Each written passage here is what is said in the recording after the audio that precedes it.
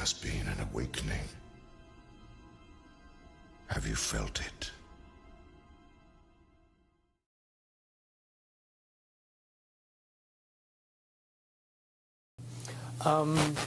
The biggest cherry on top of all this conversation would be a synopsis to say that if I could convince everybody out there that for all intents and purposes, what we believe to be true eventually becomes true. If somebody convinces us that a major disaster is going to happen in the very near future, a major disaster happens in the very near future. If we don't buy into that fear and accept that there's really nothing that we know is going to happen, and accept of whatever happens, that makes the convergence of the timelines happen as naturally as possible. Any attempts to try to go away from this one inevitable conclusion, I again see as a new beginning, an end of this reality, the beginning of something that we can't even possibly understand based on the level of our beliefs currently. But when all that information comes flooding out, there's going to be no denying what's true and what's a lie or what's illusion. We won't have the choice to believe that 9/11 happened because of a bunch of terrorists, because we'll know exactly what's happened. Basically what we're experiencing right now is two master chess players sitting at the board. And one of them looks down at the board and sees that he's in checkmate in 7 moves. And he looks across at his opponent and he knows that his opponent sees it too. So there's no getting out of it. So at this point, the loser can only prolong the game. The game, both players know the game is over. It's only a matter of time before he does this, and then you're forced to do this, and then he's forced to do this, and eventually checkmate. We, as a race, if we could understand that the game is over, that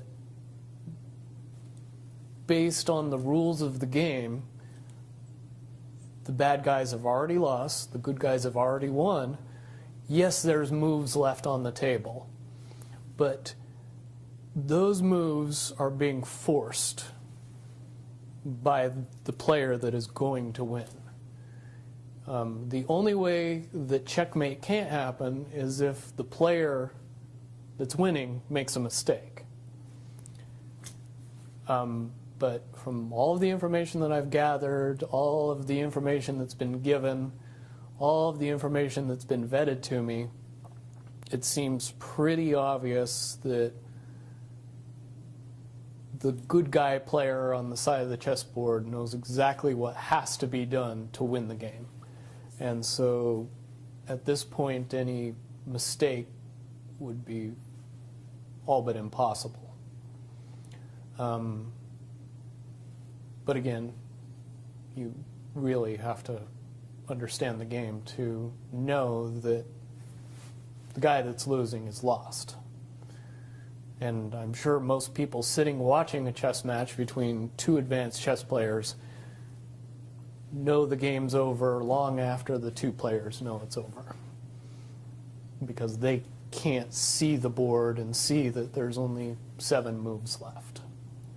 Okay, but when we come to this convergence, and again, you've seen, or the looking glass has seen up to that point.